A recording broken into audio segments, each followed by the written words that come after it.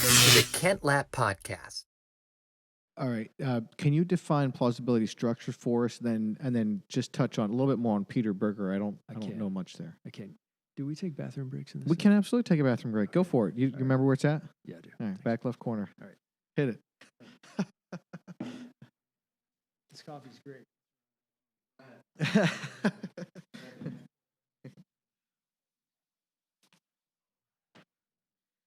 Andrew, if we keep the conversation going, we don't have to do any edits. What do we want to talk about? Well, what do you think plausible structure, the definition of that is? Plausibility structure, Yeah. it is, so I looked it up, I think last year when he finished his thesis, and it is something to do with like the why something works and like why it works and how it works. Like it's like some ideas are great, but they're not plausible. You know what I mean? Like Yeah. it's a great idea, but it doesn't work in real life. Mm-hmm. Is my definition close? Did you pull it up on Wikipedia? I was about to, yeah. Let's find out. I'm typing with one hand right now. Because like you've heard like if something's plausible, you know what I mean? It's like that's not. We don't really speak in that language, but it's like that's not doable. It's not feasible. It's just not really going to work. But where it gets more complex is like a structure. What's a plausibility structure? In sociology, and especially the sociological study of religion, plausibility structures are the socio-cultural contexts for systems of meaning within which these meanings make sense or are made plausible. So to take that down a bit, I would say this works. Why does it work? How does it work? Yeah. Okay. What makes this work? Can you read that again a little slower? Sure thing. In sociology, and especially the sociological study of religion, plausibility structures are the socio-cultural contexts for systems of meaning within which these meanings make sense or are made plausible. Gotcha. Maybe TJ can help us understand that. We were Googling plausibility structures. I think that's where we're at, right? I was asking you about Yes. if you could define plausibility structure for us, and then also if we could hear a little bit more about Peter Berger. Yeah, for sure. Yeah, nobody. When this conversation comes up, it's when Jessica starts giving me the elbow, like, do not talk about because this is how I end conversations. Yeah. Great. Okay, this is perfect then. This is actually perfect because Jessica's not here. We're asking about it, so like just full bore, man. Yes. Just go for it. Yeah. Well, a plausibility structure is the social environment. This is Berger's definition, in which any cognitive or normative definition of reality is plausible. Here's what that means: the social setting, the culture. In which a cognitive definition is simply one that we're aware of. So, the Apostles' Creed, that's a cognitive definition of reality around which we build cultures. A normative definition are just the ones we assume. They become normative. We might not even be aware of them. Things like, I don't know. They're what Tim Keller calls baseline cultural narratives. And there are things like, God helps those who help themselves. Somehow that's kind of deep down in the DNA of Americans. But the difference between, culture at large and a plausibility structure is a more cohesive, smaller unit in which an idea feels plausible. So that's what Berger's talking about. The social environment in which any cognitive or normative definition of reality is plausible is it points to the fact that what we believe cannot be felt to be plausible, believed to be plausible, unless it's embodied in a social environment. So, for instance, it would have been nearly impossible to be a Reformed Christian, a Protestant Christian, living in, late 16th century Spain, because the whole social environment was Roman Catholic. So you couldn't, even if you believed Luther's ideas, you couldn't feel them to be true because they couldn't be embodied anywhere. There are many other examples. Maybe another great example that we all understand, but none of us wants to identify with, is an occult. There's a reason that occults pretend, like the weird, we're talking about the weirdest ones, you know, the ones that try to get people to literally drink the Kool-Aid. There's a reason that those are always out in like compounds in places. You need to be able to control the social environment in order for the definition of reality to be maintained, in order for it to be believable, to be felt to be real. Mm-hmm. So the world is literally filled with plausibility structures. And so Berger is, all he's doing as a sociologist, he stands in the school of what's called the sociology of knowledge. So there's all kinds of sociology. Sociology of knowledge, I think, emerged from Emil Durkheim sort of in the early 19th century. And Durkheim really sort of built out the school. It became its own way of thinking, separate from other kinds of sociology. You know, we do sociology all the time, especially around election time, to try to figure out, you know, what types of people are going to vote which way. I mean, sociologists are really helpful, but what they do is basically the science of socialization. I mean, they look at people and they notice trends. In other words, it's almost entirely a science of observation. Now, without getting too deep into the weeds, it is value laden. As much as every sociologist will want to tell you it's not, you know, all we're doing is just reporting the facts. It is value laden. And Berger actually goes a long way in describing how even the field of sociology has itself a culture or a plausibility structure of sociology. So plausibility structure is just noticing that you can't believe something's true if it can't be embodied in a social reality. Or another way to put it, everything that's true has a placeholder in socialization or in a social context. Wow, that's a big thought. It's massive. It's absolutely, and you see now why Berger thought plausibility structures. Those two words, plausibility structure.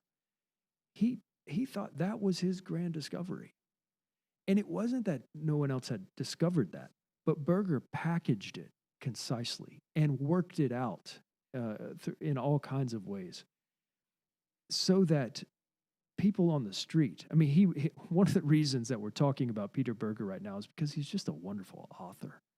He knew how, he had a rare genius. He could translate complicated ideas into uneducated language.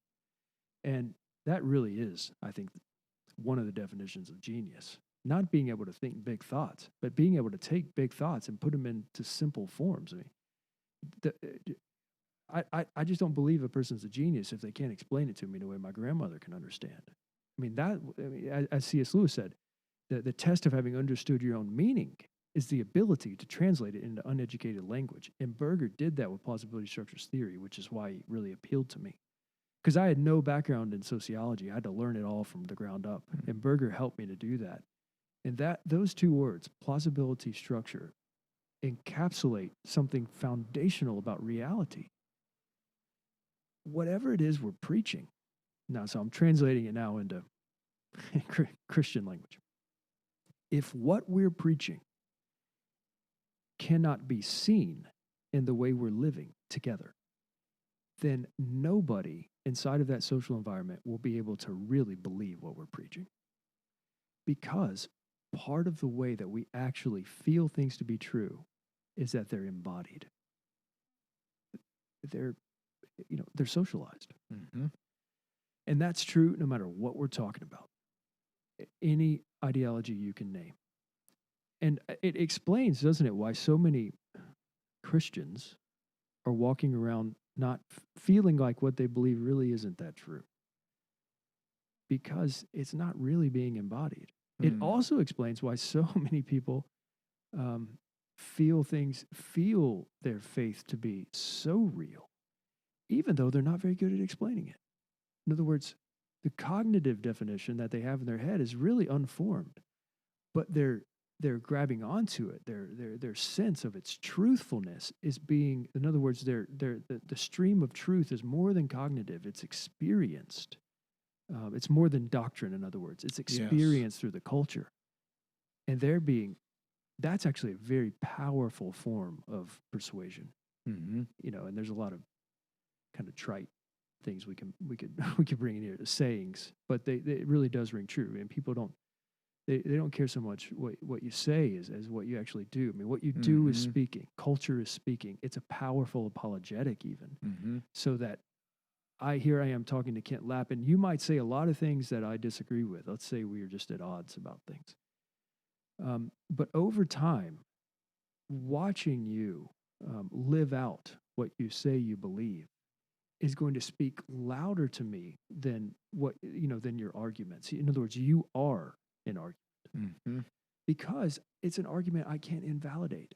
I can't say, I mean, you're cut from the same bolt of cloth I am. You love your family like I do. All these things. And that when a whole bunch of people do that together in a gospel culture, it becomes very powerful. Yes. So anyway, I'm getting the cart ahead of the horse. No, that's great, man. Thanks for diving right in. That it's starting to click, and my goodness, there's a lot here to mine. I was trying to think of an example of like something where someone believes a certain thing, or maybe has written a book, or has a kind of a pet saying, or is trying to get some sort of a way of thinking out in the world, and just sort of falls flat because it's just not plausible. Yeah.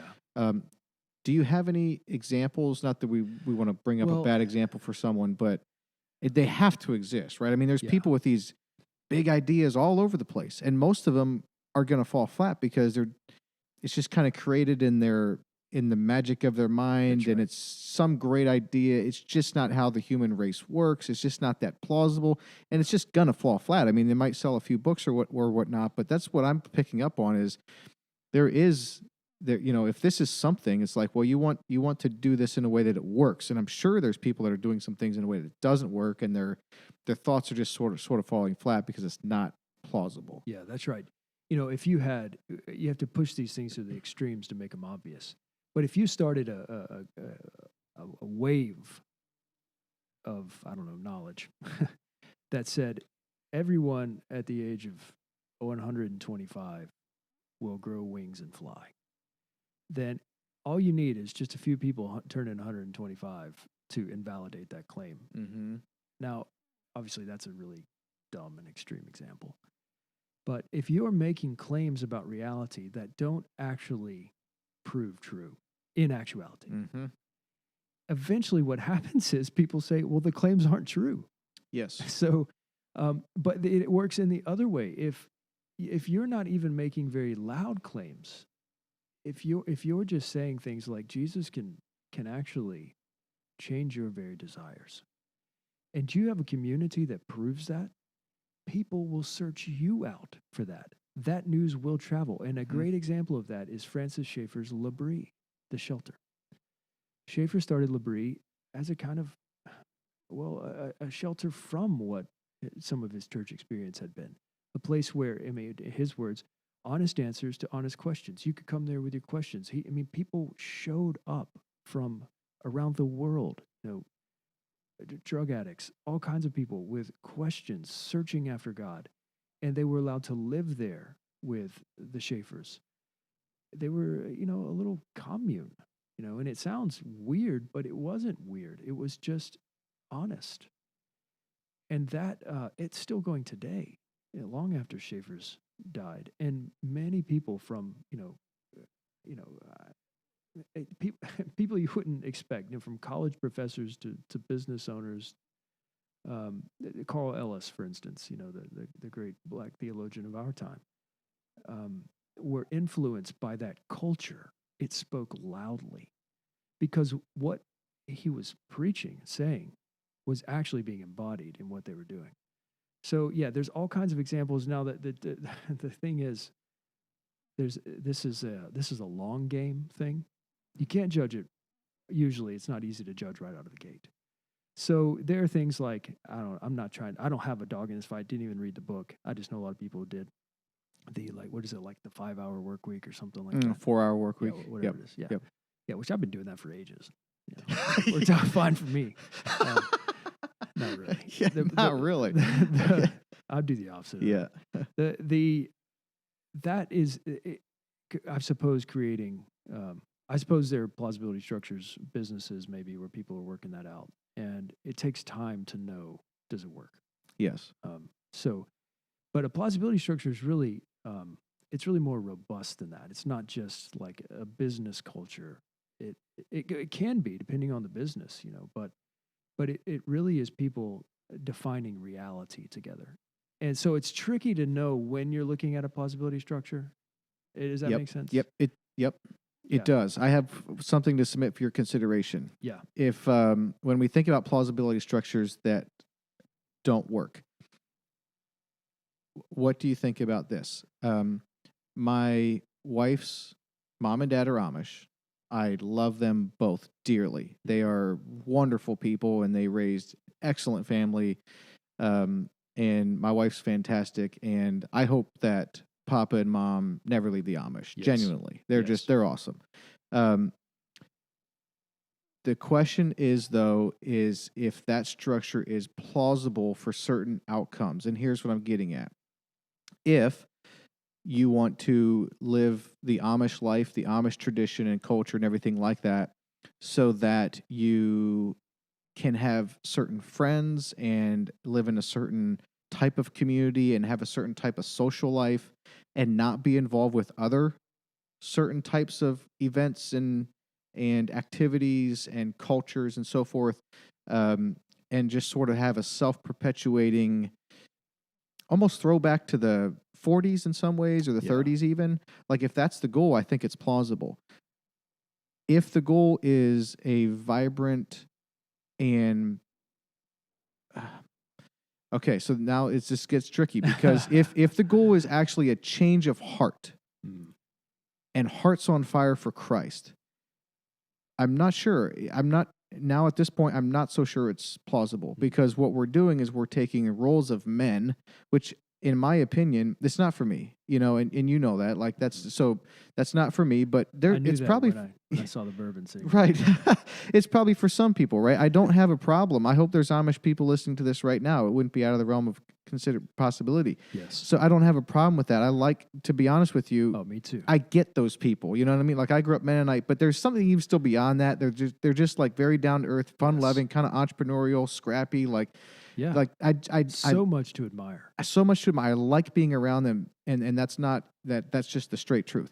But if the goal is changed hearts, okay, I'm not sure that a lot of church roles is very plausible for that. Yeah. Be curious to hear what you think. And I'll just say one other thing. This is a working theory. I don't have stats on it, but I'll just call it for what I see it right now. It seems to me, and within the Amish circles, but certainly, this is true for almost any, I think, kind of culture, tradition, but you have this spectrum. And let's just take the Amish, for example, because that's what we're talking about. You have my wife's parents, who are kind of on the, I don't know, we could call it almost like the side of this Amish spectrum that's closest to like the common people or whatever. Mm-hmm. And then on the other side of the spectrum, you have, like, let's just call it like a very kind of hardcore or conservative or even backwoods, like taking things to a whole different level. Okay. Yes. Still Amish, but they're different spectrum entirely. On this spectrum over here, the very conservative, hardcore kind of backwoods, if you want to call it, it seems to me that when it comes to perverted activities and sexual abuse, it's the more conservative, the more hardcore you get, the more common that type of thing happens. Wow. Which, again, I don't have hard stats on this. It's just, it seems to me that there's something here. So I'd submit it for consideration. But this is my case study for, yeah, but why would that be? Because over here you have the most rules, the most hardcore everything. Yeah. Why aren't you getting the activity, or why aren't you getting the outcomes you're enforcing so heavily? Yeah. It's actually like the opposite is true. Yes. So would this be, I'm not trying to offend anyone, but like, would this be an example of it's a great plausible structure for certain outcomes? Yes. It's not a plausible structure for a spiritual outcome. Yes. And so here's a couple of things. One, this is part of what I did in my dissertation, was to show that I love Berger's plausibility structures theory for its clarity.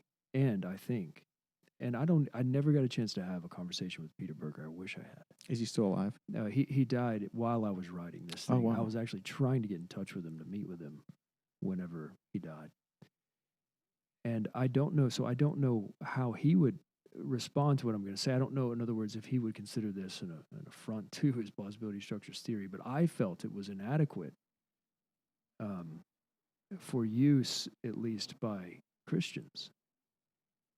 And Berger himself was Lutheran, because it doesn't take into account the primary ingredient of socialization, which is God himself. In other words, God doesn't factor into the social equation in plausibility structures theory. So what I was trying to do was to build it out, because in John 13, 34, and 35, there's someone else present, namely God himself. He's creating the social environment. So what I didn't want to do is basically to say that, and so here I'm coming around to your point. Just because you can embody, you have this doctrine, whatever it is. It could be Muslim doctrine, Hindu doctrine, whatever it is. Just because you have the doctrine and you have a society to embody that doctrine doesn't mean that you're actually going to be able to do it. You need something else. And that's one of the ways that we know, is it true or isn't? Can it actually be lived out? Now, obviously there are failures even in the New Testament for the apostles to embody what they were preaching. But in those cases, God himself disciplined them. And so my point is, we have to factor God into the equation for this thing to even work. Now, I've never done this before, but we can do it right on the spot. We could run the Amish through a plausibility structures theory. So what I did that I think is a unique contribution to knowledge, because that's what everybody writing a PhD is trying to do, is I read all of Peter Berger's works carefully in chronological order, developing the theme of plausibility structure. In other words, discovering it as Berger himself seemed to discover it over nearly a 50-year writing career. And it was a wonderful exercise. I'm so glad I did it. And one of the things that emerged was there are at least 5 things that make up a plausibility structure in the modern world, because this isn't, 16th century Spain. We live in a pluralist society, which means that holding a deeply held beliefs are always being challenged just by the presence of my neighbors who don't believe what I believe. So how do we think about plausibility structures in the environment we're in right now? Several things. There are basically 5 characteristics of a plausibility structure. I'll name them quickly, then talk about the ones that matter. But we can think about the Amish through this lens, and I think I've never done this. This will be fascinating. Anomie. In other words, it comes from it's a word that Emil Durkheim kind of made famous in relation to suicide. Anomie is it comes from the Greek word anamos. So nomos meaning law or rule or order. The prefix makes it the opposite. So an absence of order. Every plausibility structure has to have an answer for the anomie, or the sense of lawlessness or chaos that we feel without some way of making sense of things. Everybody's looking for a way to not spiral down into meaninglessness. And they have some kind of belief, some kind of way of rationalizing why something means something. In other words, nobody really buys into meaninglessness for long. We can't live with ourselves like that. The other one is, so that's one mark. The other one is dialectics. Now, this was made famous. It has a history in philosophy. It's probably one of the most complicated words to define. If you look it up in dictionaries, you'll get all kinds of answers. But basically what it means is a conversation. We all have to have a way of making sense of reality through conversation. Now that means all kinds of things. Interestingly, one of the things it probably doesn't mean is social media. D.C. Schindler, the Catholic theologian, recently published an article entitled "Why Social Media is Hate Speech," and he helped explain. I'd been musing on this for a while. He helped me understand why it is social media actually doesn't help build plausibility structures at all. because it's not actually a dialogue; it's a monologue. Mm-hmm. He goes so far as to say it's a lot of hate speech. Maybe not Hmm. all of it, obviously, because Ray Ortland's on Twitter and it's pretty great. Yeah. But so much of it, in other words, is not both of us standing next to one another in dialogue, looking at the truth and trying to understand it better, but me just trying to get what's in my head into your head. Mm-hmm. So that's the opposite of a plausibility structure. A plausibility structure has dialogue, dialectic about it. And that happens in all kinds of ways.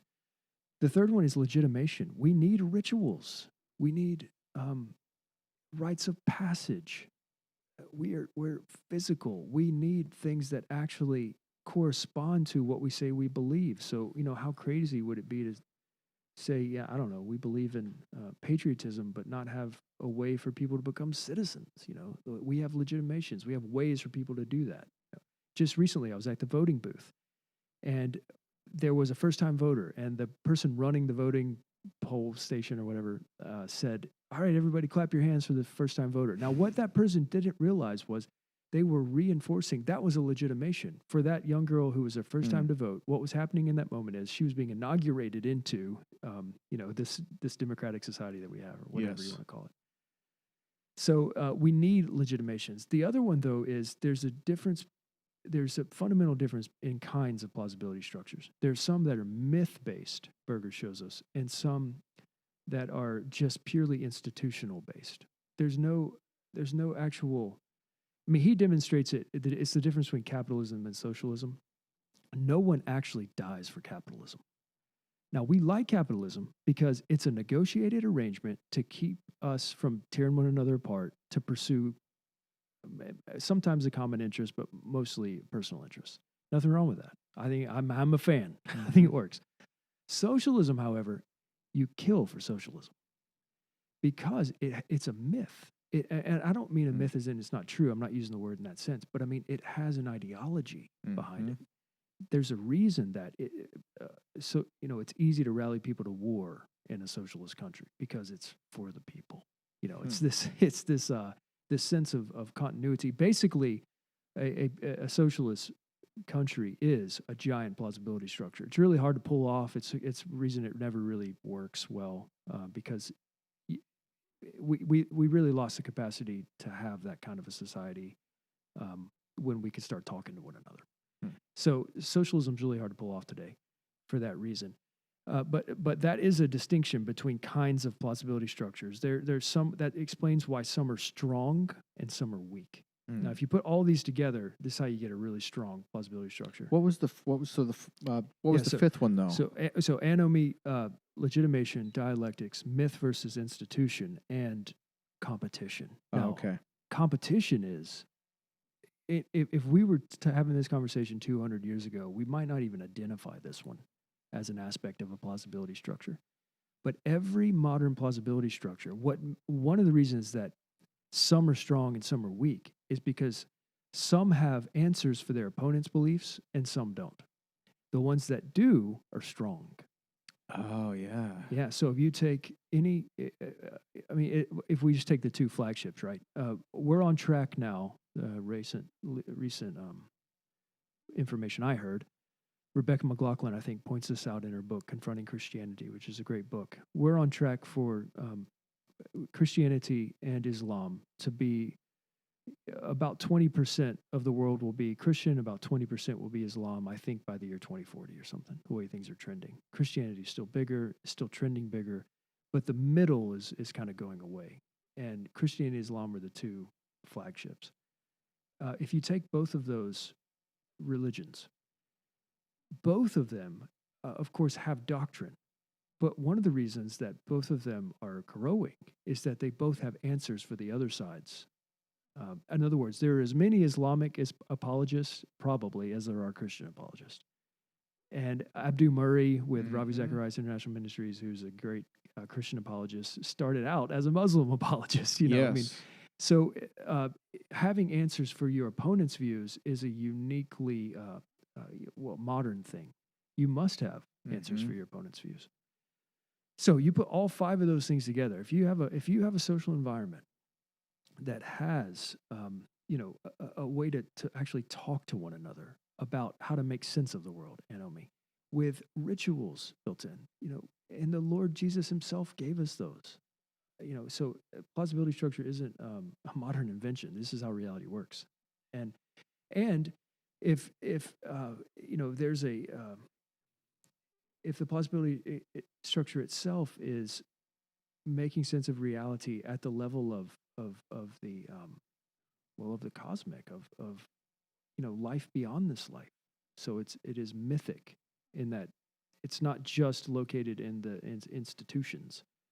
And if it has an answer for its opponent's views, that environment is that's an environment that you can grow in and feel your beliefs to be true in. Mm-hmm. And it explains why Peter Berger thought actually most churches are not asking enough of people. The reason people are departing from churches, Berger said, is not because they, modernity is so compelling, not because secularism is so compelling. Secularism is not that compelling. It doesn't have good answers. It's not well thought out. It's because churches have actually moved away from being a plausibility structure. They've moved towards Sunday morning events once a week, which is not a way to actually reinforce beliefs. So if we run the Amish through this lens, right, they're really strong on some fronts. Mm-hmm. Probably legitimations. I don't know. I mean, you would have to tell me about dialectics, but it seems to me one of the points they're really maybe weak on is competition. Mm-hmm. I mean, actually, Yeah, I think so. yeah. So Yep. you leave. I don't know. I'm just having conversations with you and other people. I mean, Yep. you get outside of that community and discover, not everybody in the world is like crazy. Sure. Yeah, That's right. Yeah. When if I run the Amish through that filter, so the enemy, this is the way of having meaning, the dialects, there's definitely like they have their thoughts that are converse and legitimation. The myth versus institution is an interesting one. And then, I think the competition. Oh yeah, I think they're probably a little weak there.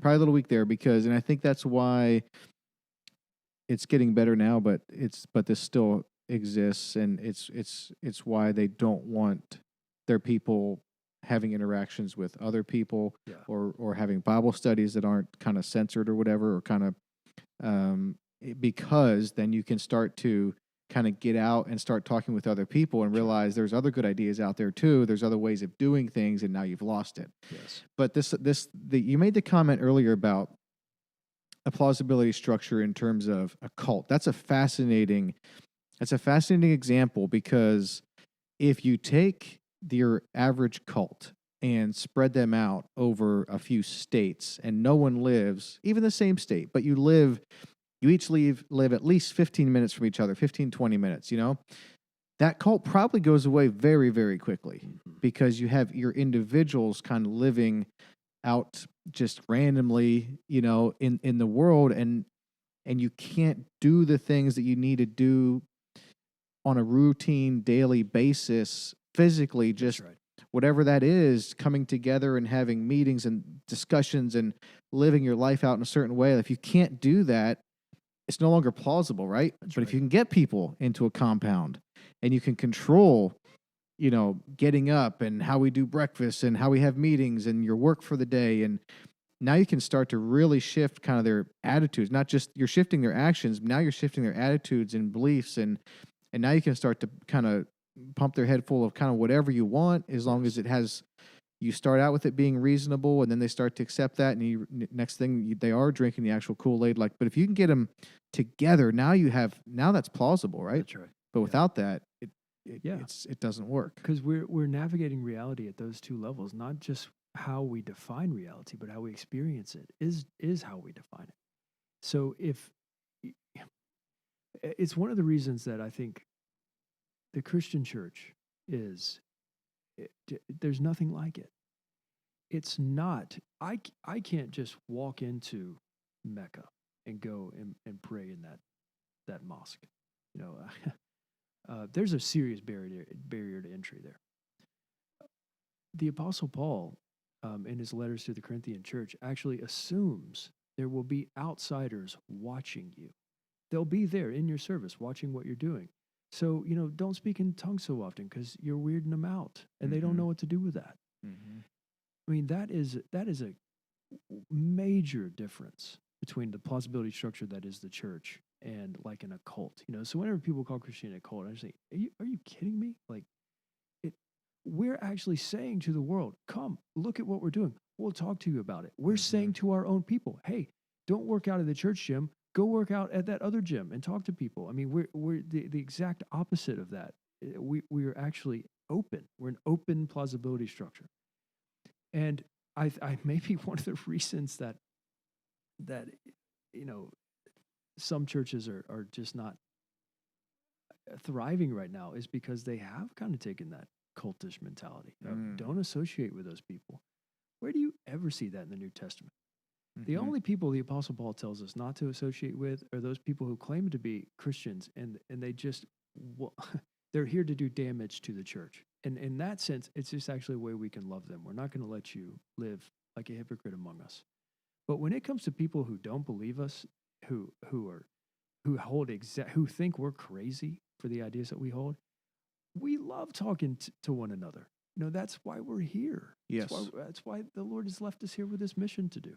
Yes. So I think one of the ways that churches, that plausibility structures theory can help churches today, and that's helping Emmanuel Church, is by just noticing that what the culture that we're building together is as important as the doctrine that we're holding together.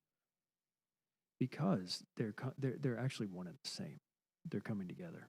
If we say we really believe in loving, our neighbors, but we don't actually do anything to love our neighbors, we won't even be able to believe ourselves. Yes. That's what plausibility structures theory. That's the soundbite of plausibility structures theory. Yeah. Yeah, and I think too that's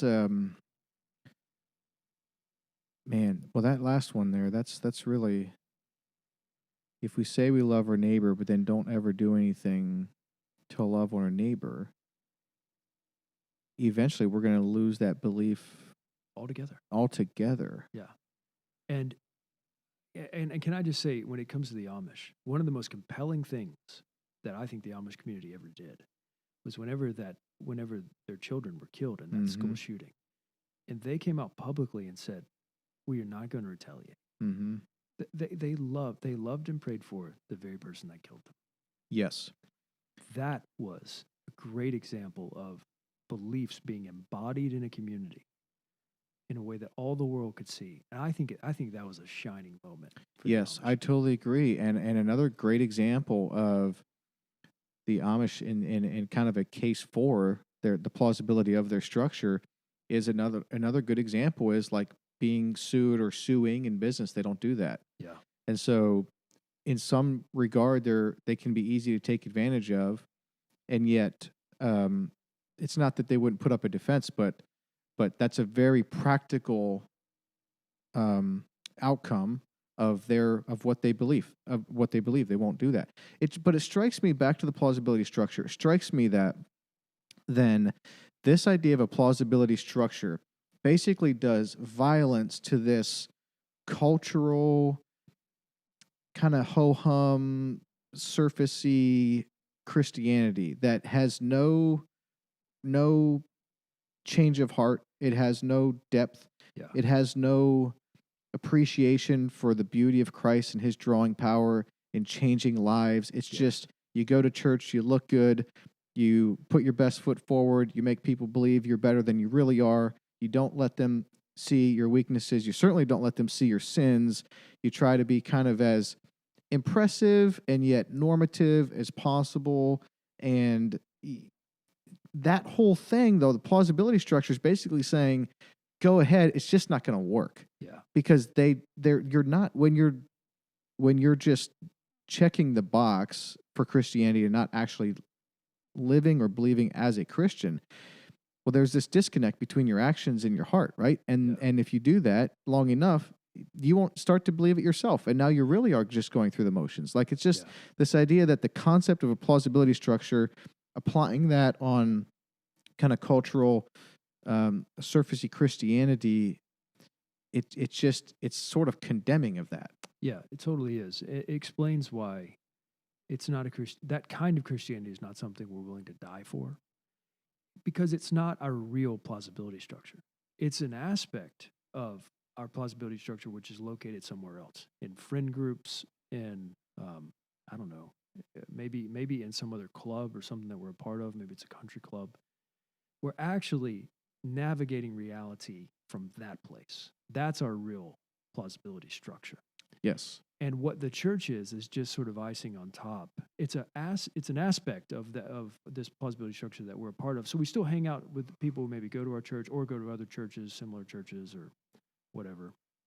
But that's really the place where we're working out reality together. Yes. And so most churches, I shouldn't say that. Many churches are not actually plausibility structures. They're events that happen once or twice a week. To have a plausibility structure, you are creating a world inside of which we live together. And that's pretty rare. Mm-hmm. So I think it probably explains a lot of the surprise that people felt that so many evangelicals seem to just abandon their Christianity for politics this last season. They didn't really. They weren't really doing anything that they hadn't been doing before. In other words, they didn't have to leave their plausibility structure. They are not actually living inside of a Christian community. They're living inside of other kinds of communities that call themselves Christian, but that's the plausibility structure they live inside of is not actually the plausibility structure of the church as God sees it. It's not where God himself dwells. Mm-hmm. This is what sets apart a Christian church. Mm-hmm. It's where God dwells. So the form of reality in the room when Christians are together before the Lord, open to him.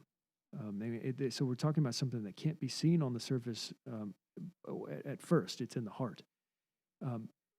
A Christian plausibility structure is simply what a community looks like whenever the Spirit of Christ is in the room. How do we orient to one another when we know Jesus is there, when we really believe that, when he actually is there? So that's what we're striving for at Emmanuel. I walk in on a Sunday morning and I think, how would I speak to this person if Jesus were standing right here? Because that's what the Bible says is actually happening right now. He's here. He's in this moment. Mm-hmm. I'm living this moment in reference to him. And because he's here, I speak to you honorably, Mm-hmm. Romans 12:10. I speak to you gently, Matthew 11:29. I speak to you honestly, 1 John 1:7. I mean, the form of reality in the room changes when Jesus is there. Mm-hmm.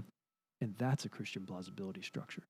And we don't have to be John Lennox's and Oz Guinness's and Ravi Zacharias's, and these great defenders of the faith and preachers. We don't have to be great, defenders of the faith to be a compelling community for Jesus in the world that actually moves the needle. As a matter of fact, I think we're living in, I'm not going to get too much into this, but we're proving this to be true in the world. All the great teaching and thinking and defending is no substitute for an actual community where it's being lived out. Mm-hmm. And I think it's one of the reasons there are many people abandoning secularism and that whole idea where I determine my sexual identity, my identity period. That world does not build plausibility structures inside which I can live a lifetime happy and satisfied. Mm-hmm. They're not, in other words, they fail to deliver. Mm-hmm. And when they fail, where do you go? Mm-hmm. I think it's so important that churches see themselves as refuges for other failed plausibility structures. Russell Moore said this years ago when he came to Emmanuel to to do a piece in the city. When this sexual revolution fails, like the last one did in the 60s, where are people going to go? Are they going to come to your church? Not if you've been throwing stones at them the whole time. Mm-hmm. So I think we just have to be convinced, and we need to feel really good that what we are doing together, John 13, 34, and 35, the way that we are loving one another, which is just the way that Jesus is loving us, that itself is the defining evangelistic mark of our faith. It's what Jesus is committed to. John 13, 35, by this all men will know you're my disciples, by the love you have for one another, is as much a promise as an observation. It's Jesus saying, here is what I'm going to publicize in the world. Not your great preaching, but your great loving. Mm-hmm. So I'm just naive enough to take Jesus at his word. Yeah. And say, Yeah. if we really love one another like that, the word will get out. And again, Yes. Schaeffer's Labrie is a great example of that. Yes, absolutely. And then can you just tie in, okay, so we have the plausibility structure, which you've done a good job on explaining it. Like, I feel like I'm starting to get it. And then, but then you also tied in John 13:35 somehow into that. What was that connection? Well, John 13, 34, and 35 is describing a social reality and a community that really did exist. And, of course, we have to remember the Gospels were written after Jesus had ascended to heaven. And then the Holy Spirit was sent down. The Holy Spirit was a teacher. We're actually told in John that the Holy Spirit was going to bring to remembrance the things that Jesus had taught. So it's not as if, this is fascinating to me, it's not as if those apostles walked around behind Jesus with a notebook. And here's why I say that. Jesus gave them the culture as and even before he gave them the doctrine. They knew what it meant to live inside of a Christian culture before they ever had, for instance, a doctrine of the Trinity. We tend to come at it from the other direction. Mm-hmm. I think, well, I hope, my prayer is that Emmanuel becomes the opposite of that, where people can experience the culture as they're coming alive to the doctrine. In other words, we want Emmanuel to be a place where people can sit and experience the culture that the doctrine creates. And then when they come to hear the doctrine, they just think, well, of course, because I've seen that embodied. Mm-hmm. So Jesus gives them the culture, and then he sends the Holy Spirit, and then they write down what actually happened, understanding then what was happening to them at that time. They didn't know. They were being carried along by Jesus. They didn't know what was happening really until Jesus showed them. So my point is that when John went to write the new commandment, he knew the community he was describing. It was describing the community he was living in, the community that he knew Jesus was calling them to build out. So John, the Gospel of John is it's very communal. There's a lot about loving one another because John is building out that culture in his own day, and the letters of John later, the epistles of John, just go even further on that front. So John 13, 34, and 35, a new commandment I give you, that you love one another as I have loved you, is not actually a new commandment. We're already told to love our neighbor as ourselves, right? So what's really the difference? The difference is revelation. Now, more has been revealed to us. Now we know what it looks like to love your neighbor perfectly. It looks like Jesus. Jesus is the only person who ever actually obeyed what we call the golden rule. He really did love others as he loved himself. And that explains how he went to the cross. Even more than that. It explains a whole lot that we don't have time to get into. But Jesus, in other words, it's a new commandment because now we have new revelation in Jesus. It's really just an old commandment run through the cross. Yes. So that new commandment is the summation of how, Jesus was once asked in another gospel, Matthew, what are the two greatest commandments? He says, love God and then love your neighbor as yourself. So those are the two. You sum up all the commandments in those two.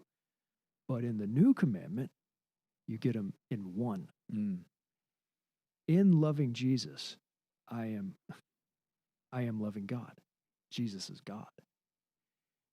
in obeying Jesus or just turning around and giving that love away, loving my neighbor, I'm keeping both commandments together. Jesus himself feels loved. Now, how do I get there? In the book of Acts, Jesus confronts the Apostle Paul, and he doesn't say to him, Paul, why are you persecuting my church? He says to him, Saul, why are you persecuting me? Mm-hmm. Jesus so identifies with his church, his disciples. He put his spirit inside of them.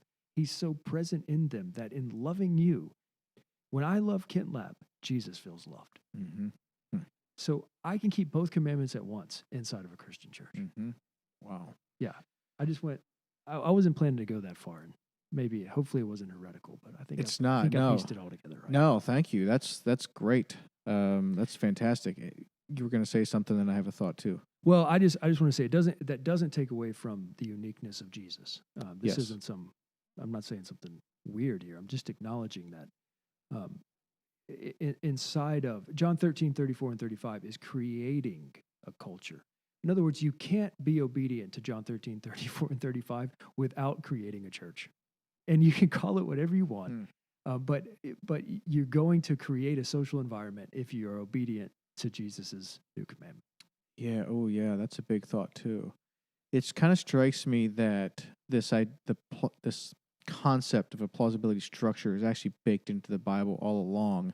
Because I'm thinking of, by their deeds, you shall know them. I'm thinking of James is talking about basically connecting head knowledge to actions. Yes. All of those things, those are biblical principles. Plausibility structure is reinforcing the fact that we can't just go through life with some thoughts or beliefs that don't affect actions. That's exactly right. And then it further occurs to me, just as a real practical thing, because I have kids, is it's also unplausible, implausible, whatever, aplausible, whatever the inverse of that is, to teach our kids Christian faith, take them to church on Sunday, and not do anything else. That's not going to work. It's not plausible, because what you're trying to do at that point, it'd be akin to trying to start a cult and having all of your members on a different country. Yeah. It's not going to work. They're in your house, and if you're telling them that you believe in God and you love God, and some meals you pray before, and then a lot of times you go to church on Sunday, maybe or maybe not, and that's it. Yeah. That's not going to end well, but for the grace of God, right? Because they're hearing you say something, but they're not seeing it, and that's just not designed to work. Yeah, that's right. You were actually discipling them in something else altogether, which it probably falls under the banner of secularism. There was a shift in Berger's thinking. He was one of the first people to recognize that the modern world is not actually characterized by secularism. It's characterized by pluralism. Secularism is a peculiarly Western thing. But the world is not actually growing more secular. It's growing more religious. It's growing more pluralistic.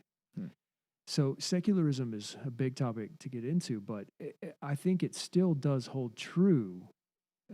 Although the world is becoming more pluralistic, more religious, secularism is a kind of Western religion in which we jumble all these things up together. It doesn't have much definition. It's one of the reasons that we're so homeless, because there aren't legitimations. We're taking those away even. So in doing that, basically we're creating ideologically homeless children when we do that. Yes. And then, so we're just saying, hey, go figure it out yourself. Yeah. Which is ridiculous. Yeah, it is. And I'm super convicted by that, because I can see I've got massive room for improvement on that front, because there's gaps there. There's gaps there in my household. Oh, yeah. I can see it now. In all of us. And it's one of the reasons that one of maybe the most important ingredients to a Christian plausibility structure is an answer for sin. We talked about anomie or lawlessness. Of course, there's the lawlessness in the world, but what about the one in my own heart that I can't even do the thing I want to do? Mm-hmm. How do I make sense of that? And a Christian plausibility structure, that is to say, just a Christian world that works, must recognize and take into account and have categories for what is going on inside of me. It's the reason that at Emmanuel we lean heavily into walking in the light, confessing sin to one another, because all of us are falling short of our best intentions. Mm-hmm. Now, how do you explain that? Yeah. The Bible's got a really good explanation. Yes. Yep.